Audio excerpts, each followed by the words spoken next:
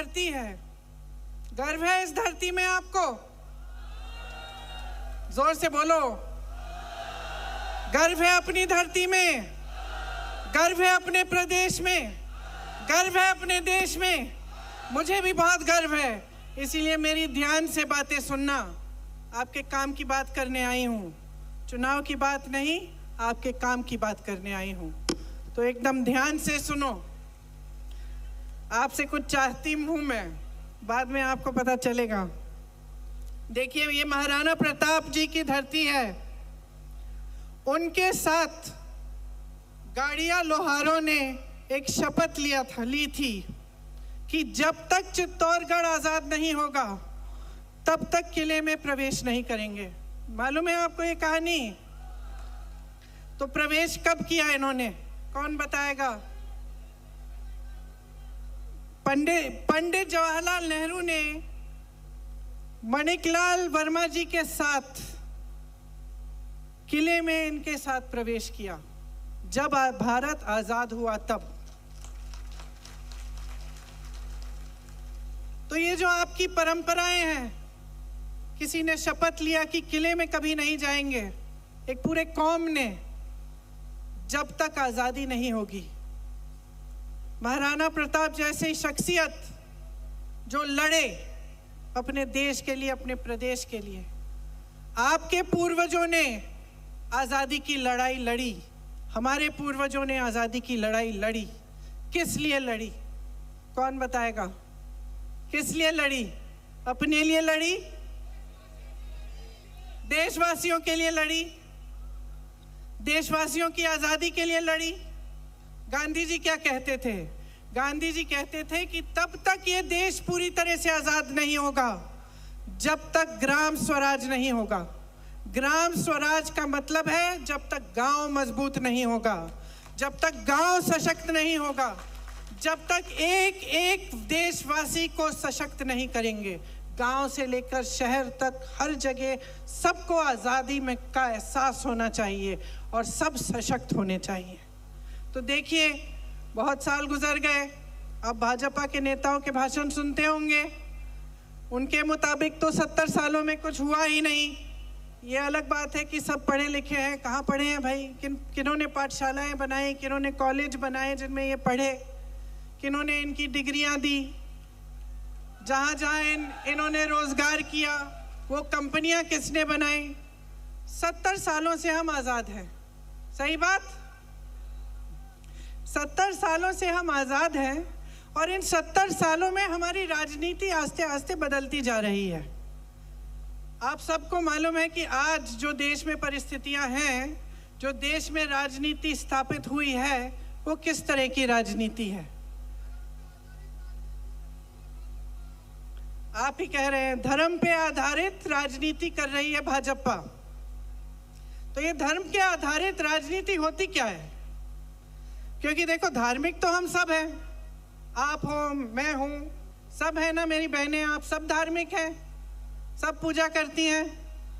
और आप सब नहीं तो जितने भी धर्म हैं हमारे देश में, उनके जितने भी वो मानने वाले लोग हैं, वो सब धार्मिक हैं।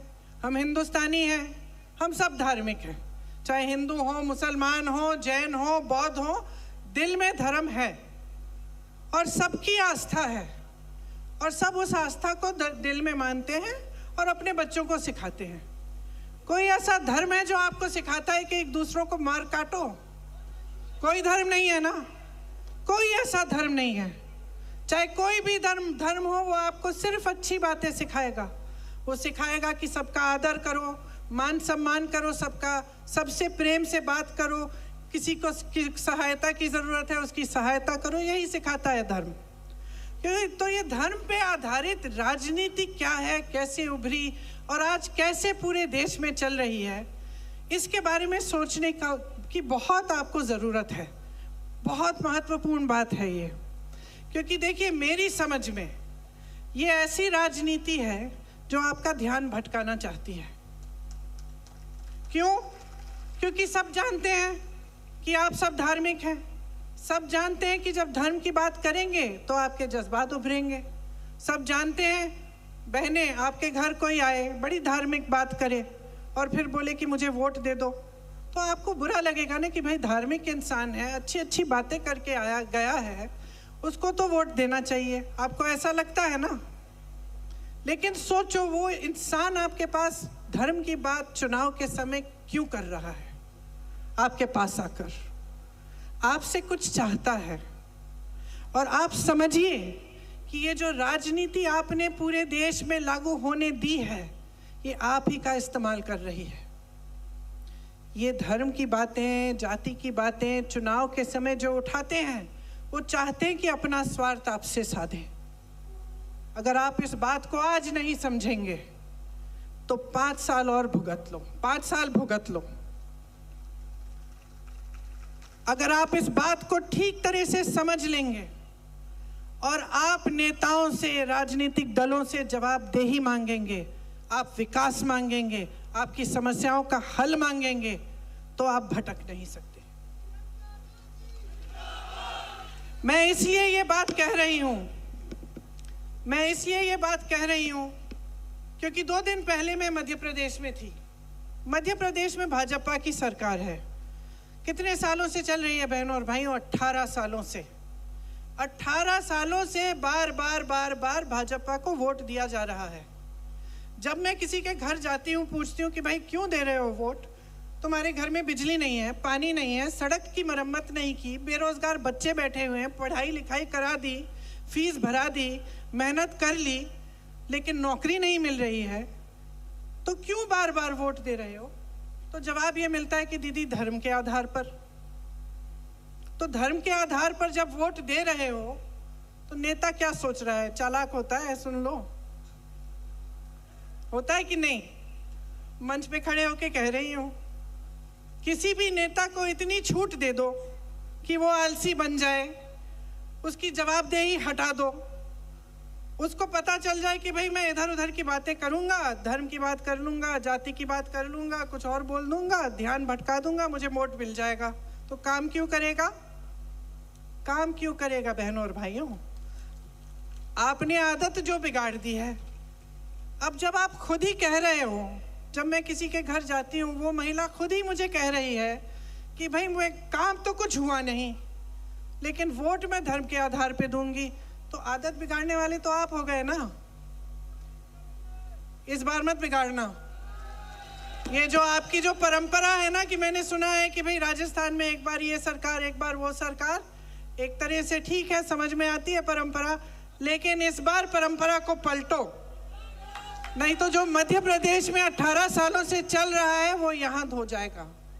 और मैं आपको बताना चाहती हूं कि क्या चल रहा है। सुनिए, मैं गहलोत जी से हेलीकॉप्टर में पूछ रही थी कि गहलोत जी, आपके राज्य में कितने रोजगार दिलवाए आपने?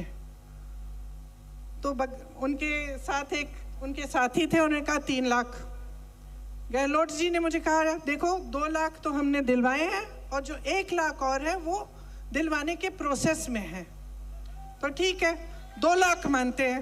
अब कोई मुझे बता सकता है कि मध्य प्रदेश में भाजपा की सरकार ने 3.5 सालों में कितने रोजगार दिलवाए होंगे?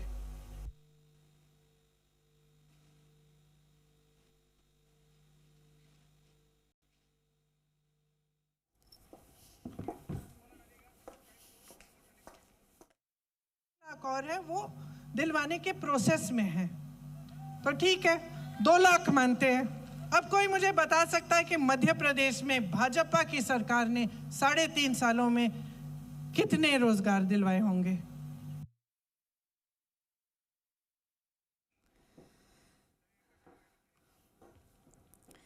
तो चलिए आपको बता दें कि प्रियंका गांधी चित्तौड़गढ़ पहुंची हैं और इस दौरान जनसभा को संबोधित करते हुए उन्होंने जहां एक तरफ बीजेपी पर जमकर निशाना साधा, तो दूसरी तरफ राज्य सरकार की योजनाओं का भी यहां पर जिक्र किया। उससे पहले मुख्यमंत्री अशोक गहलोत ने अपने संबोधन में जो है कांग्रेस को जिताने की अपील यहां पर की। और ऐसे में आज सब जगह हम बनवा रहे हैं और मजबूत कर रहे हैं, तो रोजगार में आप आगे, शिक्षा में आप आगे, महंगाई को देखते हैं। भाजपा के प्रदेशों में सिलेंडर का दाम कब होता है कम? जब चुनाव आता है, तब तक 1200-1400 तक ऊपर चढ़ गया, किसी ने कुछ नहीं कहा। चुनाव आने लगा, अचानक गिरा दिया 400-500। आपको सिलेंडर कितने में मिलता है? 500 में मिलता है। देखिए, आपको ना प्रदेश की सरकार ने केंद्र की नीतियों से बचा के रखा है। आपने कभी इस देश के इतिहास में ऐसी बात सुनी है कि महंगाई राहत कैंप लगा रही है प्रदेश सरकार और महंगाई बढ़ा रही है केंद्र की सरकार? कभी सुनी है ये बात? कभी ये नौबत आई है कि प्रदेश की सरकार को महंगाई राहत कैंप लगवाना पड़ रहा है? क्योंकि महंगाई इतनी बढ़ गई है। बहनों, आप तो कम से कम दिवाली मना पाई हैं। मध्य प्रदेश की जो मेरी बहनें हैं रोती हैं जब दुकान जाना पड़ता है, धनतेरस के लिए बर्तन खरीदने पड़ते हैं, जब लिपाई पुताई करनी है घर की, किसी के लिए बच्चों के लिए नए कपड़े खरीदने, दिए खरीदने, कोई पटाखा मांग रहा है बच्चा, कर नहीं पाती हैं। बहनें अगर वो बाजार जाती हैं और सोचती हैं कि खाना बनाना पड़ेगा, परोसना पड़ेगा, दिवाली पे मेहमान आएंगे, तो घबराहट होती है दिल में।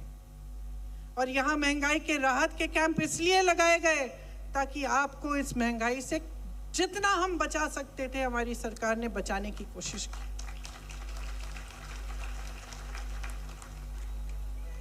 आपको स्वास्थ्य बीमा मिलता है, ठीक है। पिछली बार मैं यहाँ आई थी तो मैं 2 जनों से मिली थी।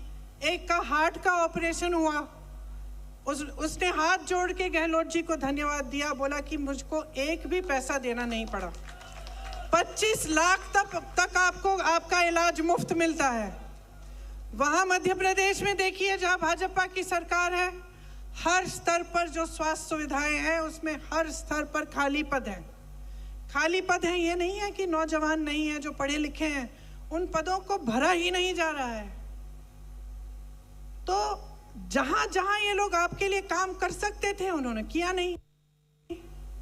जहां इनके प्रदेश हैं वहां सबसे ज्यादा महंगाई, सबसे ज्यादा परेशानी, किसान भी परेशान है। वहां तो खाद की भी किल्लत है। खाद के लिए जब लाइन में खड़े होते हैं वहां पे तो किसान से बोला जाता है कि भाई पहले अपना कर्ज चुकाओ, बैंक में जाओ, कर्ज चुकाओ तभी खाद मिलेगा।